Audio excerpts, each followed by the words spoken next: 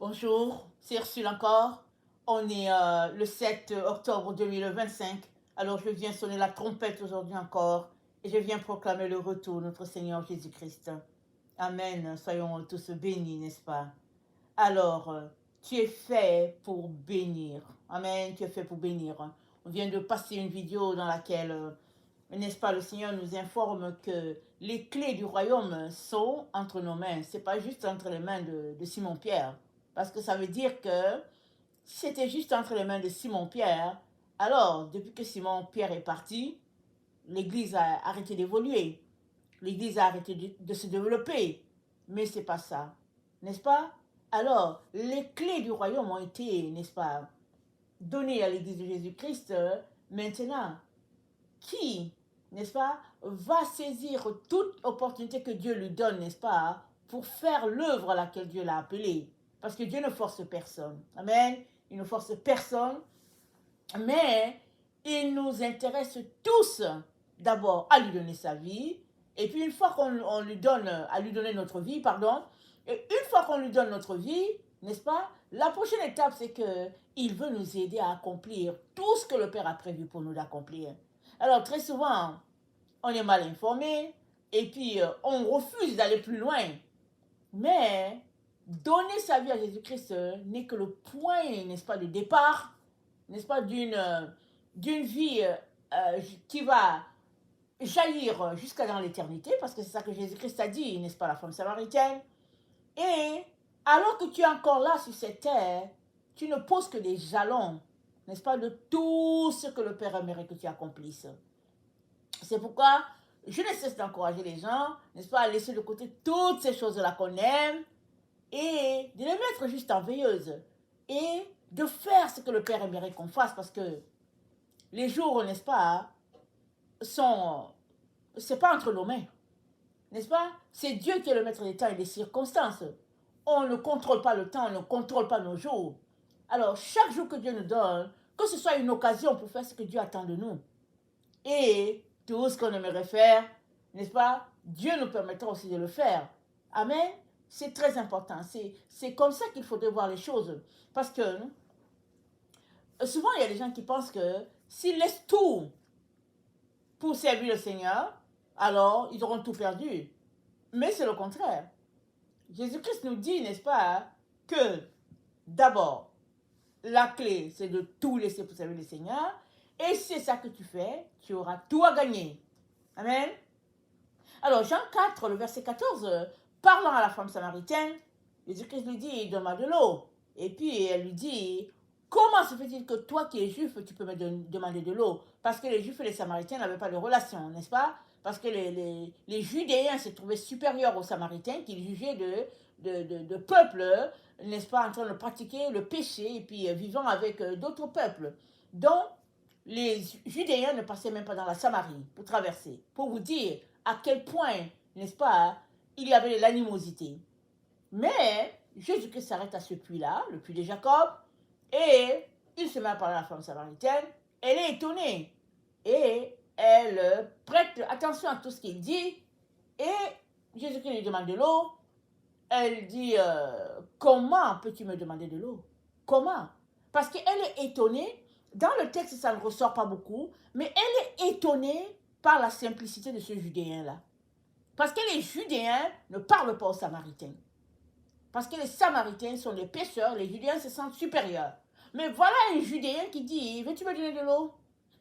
Alors, elle est étonnée. Alors, elle se met à parler avec lui. Et elle lui dit, Jésus-Christ lui dit, écoute, si tu bois l'eau que je te donne, mais cette eau va jaillir. Elle lui dit, mais tu n'as même pas de seau, tu n'as pas de contenant pour puiser. Comment? D'où viendrait ton eau? Amen. Et Jésus-Christ nous dit la même chose aujourd'hui. Si tu donnes ta vie à Jésus-Christ, n'est-ce pas? Alors, de toi jaillira une source, n'est-ce pas, qui va se répandre jusqu'à dans l'éternité. Il faudrait commencer par donner ta vie à Jésus. C'est le point de départ. Amen. Alors, je viens intéresser quiconque aimerait, n'est-ce pas, avoir cette source-là en lui, n'est-ce pas, de commencer par donner sa vie à Jésus. Une fois que tu donnes ta vie à Jésus, n'est-ce pas, la source elle est débloquée. Amen. Elle est débloquée une fois que tu donnes ta vie à Jésus. Amen. Alors, tu veux prier après moi si tu veux donner ta vie à Jésus. Seigneur Jésus, merci de me faire réaliser que j'ai besoin de toi. Je t'invite à venir dans ma vie, faire de moi ton enfant, et merci pour toutes les grâces, toutes les bénédictions que tu as pour moi. Pardonne-moi pour mes fautes, mes erreurs, et merci de m'aider à partir du bon pied. Amen et amen. Alors, tu as donné ta vie à Jésus, extraordinaire. Maintenant que tu l'as fait, la source que Dieu a placée en toi, elle est débloquée. Amen, elle est débloquée. Maintenant, il y a deux choses qui peuvent se passer. Soit tu continues, n'est-ce pas, dans ta relation avec le Seigneur, le découvrant, communion avec lui, et puis ta source va jaillir. Soit toi-même tu bouges ta source en refusant de faire ce que Jésus-Christ attend de toi. C'est ça qui arrive. Plusieurs enfants de Dieu bougent sur leur source. Ils donnent leur vie à Jésus et puis ils s'arrêtent, ils ne veulent plus avancer. Et on avance comment? Mais il faudrait lire sa Bible. Il faudrait prier. Il faudrait lui chanter les cantiques. Il faudrait, n'est-ce pas, entretenir cette relation. Moi, je ne vois pas une personne qui aimerait se marier, qui a vu la fille de ses rêves, et puis après, qui a fait une connexion une fois, et après, plus jamais. Mais il dit, non, mais je vais te marier, mais plus jamais, on n'entend plus parler. Parce que je vais te marier, mais je vais te marier dans, exemple, 2 ans. 2 ans approche, il dit, ok, 2 ans approche, je vais aller reconnecter avec celle-là que je veux marier. Mais il se pourrait qu'elle ne soit plus là. Il se pourrait que quelqu'un d'autre l'ait prise. Parce que tu n'as pas entretenu ta relation avec l'élu de ton cœur. Voilà un peu comment ça se passe avec notre Dieu. Si tu as donné ta vie à Jésus-Christ, il est très important que tu prennes le temps de le connaître. Juste accorder quelques minutes, 15 minutes, lire ta Bible, n'est-ce pas, et lui parler, ça c'est déjà un point de départ. Je suis consciente qu'il y a des gens qui ont grandi, on leur a dit de ne pas lire la Bible. Et on leur a dit de laisser ça de côté. Mais tout ça, c'est un mensonge. Parce que si tu ne lis pas la Bible, comment est-ce que tu seras éclairé par la lumière de Dieu? On a tous besoin, n'est-ce pas, de connecter avec Dieu. Et puis, la Bible, n'est-ce pas, c'est un point de départ.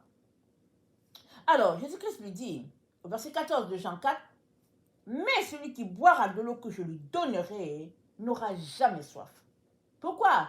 Parce que Jésus-Christ te les altère. Amen. Il te les altère. Une fois qu'il est connecté à toi, tu es satisfait. Et l'eau que je lui donnerai deviendra en lui une source d'eau qui jaillira jusque dans la vie éternelle. Waouh!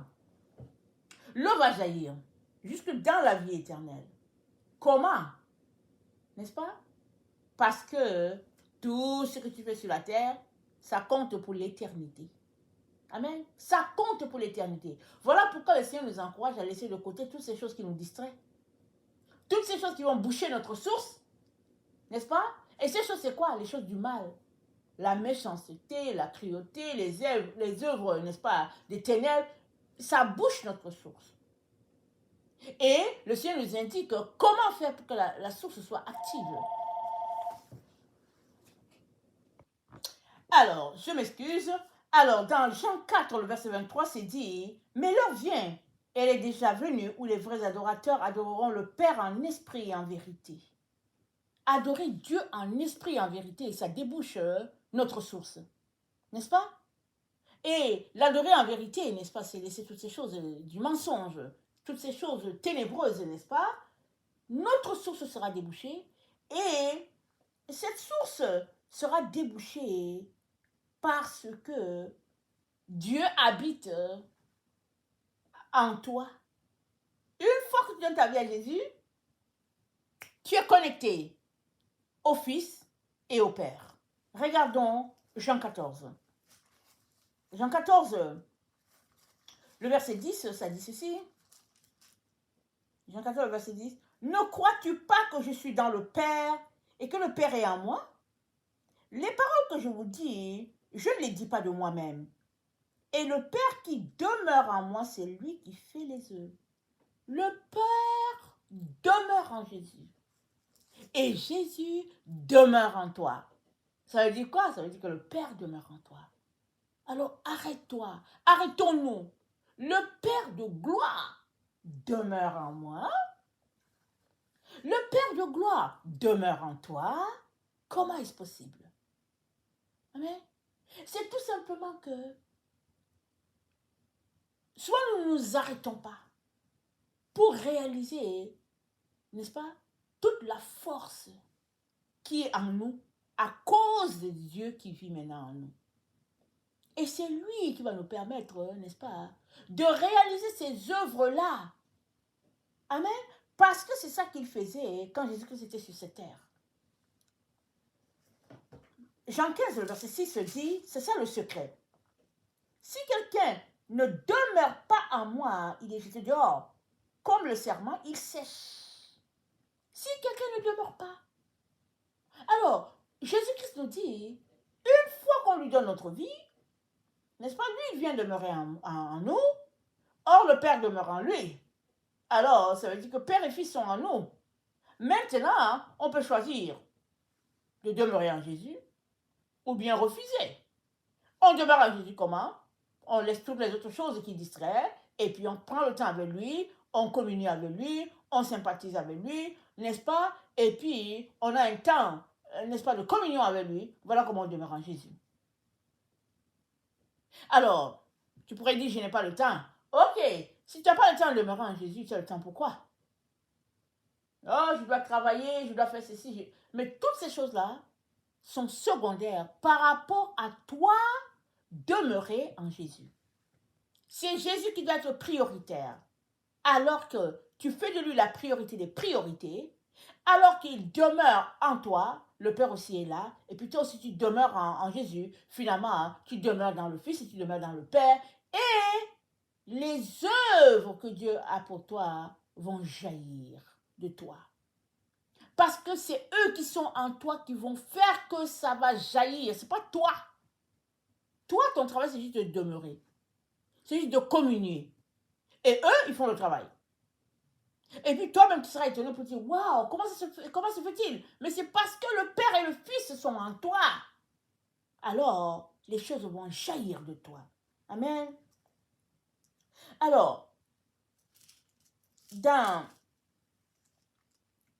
Jean 15, le verset 16.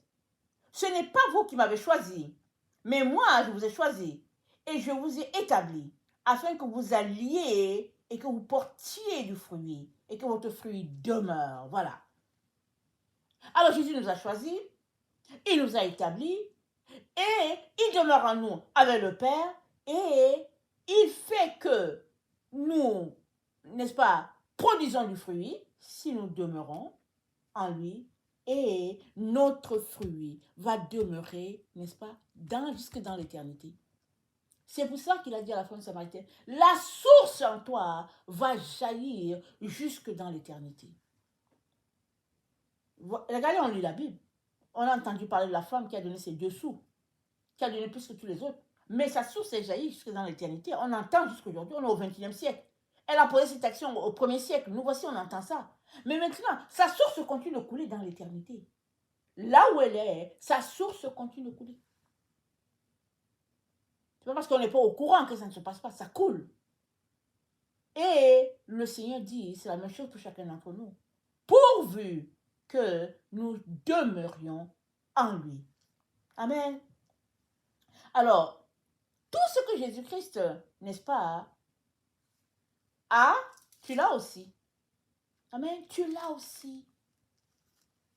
Jean 17, le verset 22. Je leur ai donné la gloire que tu m'as donnée, afin qu'ils soient un comme nous sommes un.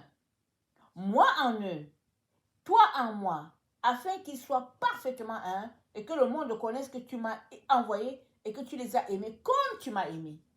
Tu les as aimés comme tu m'as aimé. Le Père nous aime du même amour qu'il aime Jésus. Et Jésus-Christ a dit quoi? Le Père m'aime parce que je fais sa volonté. dont le Père nous aime de la même intensité. Il ne fait pas la combine dans l'amour. Il n'est pas partiel dans l'amour. Maintenant, c'est quoi le problème? Le problème se situe à notre niveau. Comment aller posséder ce que le Père a mis en réserve pour nous? Tout ça réside dans grandir. Vous savez, un père qui met de côté des biens pour son enfant, ne va pas lui donner ça quand l'enfant a 15 ans.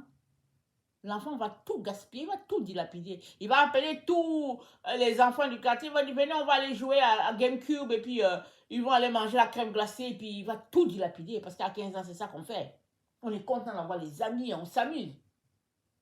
Mais, si cet enfant-là a 30 ans, n'est-ce pas, et qu'il ne gaspille pas, alors le père va dire, tiens, viens, je vais commencer à t'indiquer comment, n'est-ce pas, prendre possession de certaines choses. C'est ça qui est arrivé avec Ésaü et puis Jacob. Jacob était assis à la maison, il écoutait les conseils, il étudiait, n'est-ce pas, ce qu'il pouvait étudier dans le temps. Ésaü était dehors, il s'amusait, voilà, les parents ont regardé, ils ont dit, celui-ci, il risque de gaspiller, il risque de gaspiller. C'est que son grand-père Abraham a accumulé. Et Jacob a dit, attendez, je vais gérer le dossier là. Parce que tant qu'on demeure un enfant, on ne peut pas posséder notre héritage. Paul nous le dit si bien. L'enfant, n'est-ce pas, ne peut pas posséder son héritage. L'enfant a besoin de grandir. Voilà pourquoi, n'est-ce pas, nos sources sont si petites. C'est à nous de les grossir, laissant de côté toutes ces choses-là qui nous distraient et nous tournant, n'est-ce pas, à 100% vers Dieu, n'est-ce pas, et rendant notre source pure, obéissant à ce que Dieu nous dit. Amen. Et le Père qui est en nous et le Fils qui est en nous seront contents et ils vont nous donner de grandir, de progresser, d'avancer pour la gloire de Dieu. Amen. Alors, tout ce que Jésus-Christ a, n'est-ce pas, tu l'as. Parce que le Père lui a donné, il te l'a donné aussi. On a lu les textes. Je t'encourage à aller les relire. Maintenant, quel est le jour où tu vas décider d'être un chrétien mature? Tu ne vas pas toujours rester là, au stade de bébé. Tu as besoin de décider, n'est-ce pas, de changer. Le Père ne va pas te forcer. Et il sera triste si tu demeures dans les choses des bébés. Qu'est-ce qu'il a hâte? Que tu grandisses et qu'il te donne tout ce qu'il a mis en réserve pour toi. J'espère que toi aussi, n'est-ce pas, tu as hâte de posséder ce que le Père a pour toi. Amen. Que le Seigneur bénisse sa parole et que nous puissions, n'est-ce pas, vraiment nous concentrer à laisser aller toutes les choses qui nous distraient et à laisser Dieu être pleinement, n'est-ce pas, sur son trône en nous. Et ainsi, on pourra non seulement être une source, n'est-ce pas, mais aussi une source pour les autres. Amen. Une source pour les autres parce que les gens en ont besoin. Les gens ont besoin de voir Dieu en toi.